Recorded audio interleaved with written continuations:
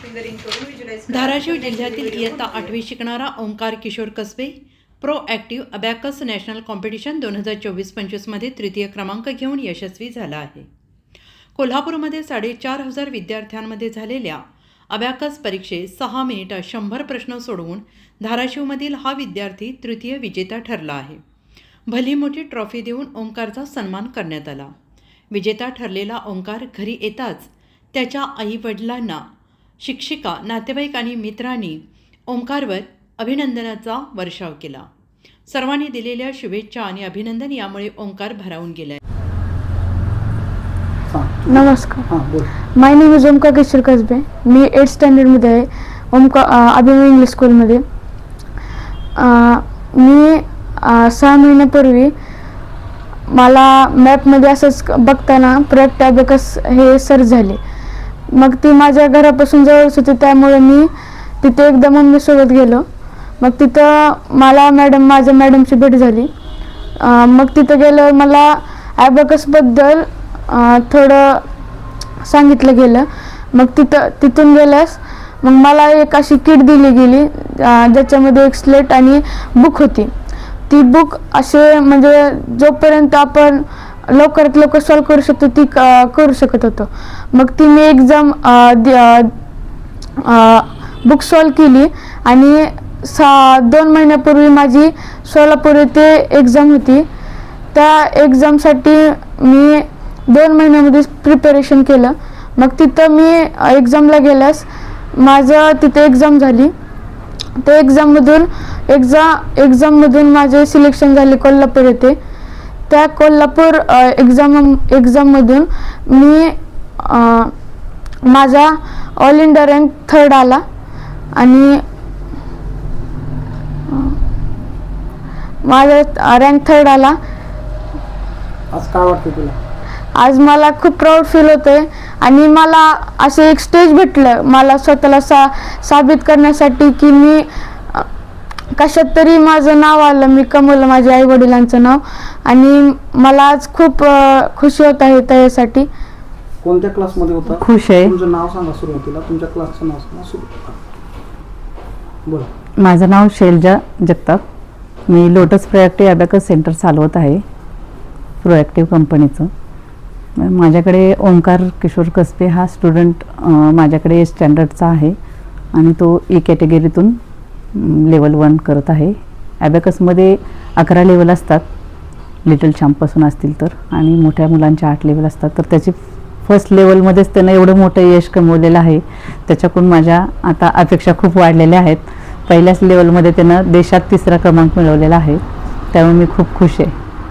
आणि म्हणजे असं सरप्राईज त्यानं दिलं ना की त्याचं नाव ज्या वेळेला म्हणजे सोलापूरमध्ये तर 20,000 विद्यार्थ्यांमधून त्यानं सिलेक्शन झालं त्याचं कोल्हापूरसाठी. त्यावेळेला तर तो आणि त्याचा भाऊ सिलेक्ट झाला हे समजल्यावर तो त्याचा छोटा भाऊ आणि तो तर असे उड्या मारत होते की अक्षरशः काही ते आनंदाला हेच नव्हतं. त्याच्यातून आम्ही कोल्हापूरला गेलो. 28 जानेवारीला आता कोल्हापूरमध्ये एक्झाम झाली, तर त्याच्यामध्ये 4,500 स्टुडंट होते. त्याच्यामधून त्यानं त्याच्या ई कॅटेगरीमधून 3रा क्रमांक मिळवला देशात पूर्ण. तर ज्यावेळेला त्याचं नाव अनाऊन्स झालं की ओंकार किशोर कसबे लोटस प्रोॲक्टिव्ह अबॅकस, त्यावेळेस माझ्या कानावर मलाच विश्वासच बसला नाही. आणि मी जिथं चेअरमध्ये बसले होते तिथंच बसून रडत होते किंवा मला काही म्हणजे समजलंच नाही की जावं स्टेजपर्यंत आणि ओंकारचे फोटो काढावे किंवा काहीच समजत नव्हते. एवढी म्हणजे खूप खुश झाली मी. आणि ओंकारमुळं मलाही कुठेतरी एक स्वतःला सिद्ध करण्याची संधी मिळाली, त्यामुळे मी उलट त्याला थँक्यू म्हणते. कारण मी सर्वच विद्यार्थ्यांना घडवलं किंवा सर्वच विद्यार्थ्यांना शिकवते. सगळ्यांनाच सेम, सगळ्या टीचर तर एज्युकेशन देतच असतात.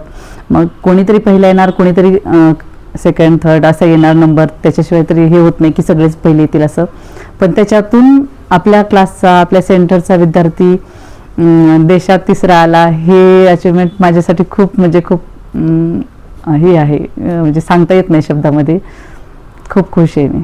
तुमचं नाव सांगा सुरुवातीला. माझं नाव किशोर कसबे आणि माझा मुलगा ओंकार किशोर कसबे. ह्यानं जे कोल्हापूरमध्ये नॅशनल कॉम्पिटिशनमध्ये जे उत्तुंग असं यश संपादन केलं आहे, ह्याच्यामागं त्याचे स्वतःचे कष्ट, त्याच्या मम्मीचे आणि सेंटरच्या मॅडम, शैलजा मॅडम, ह्या तिघाचंही असं पूर्ण योगदान आहे.